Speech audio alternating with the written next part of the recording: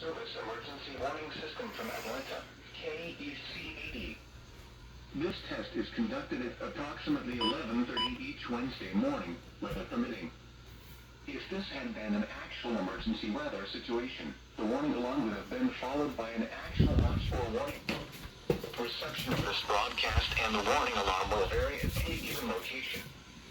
This variability, probably more noticeable at greater distances from the transmitter, will occur even if you are using a quality receiver in perfect working order. To provide the most consistent warning service possible, the warning alarm will normally be activated for warnings in selected watches within a 40-mile radius of your transmitter.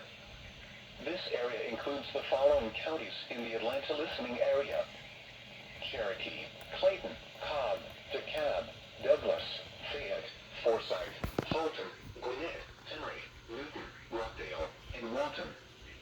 This concludes the weekly test of the warning alarm system. We now return to our normal weather broadcasting.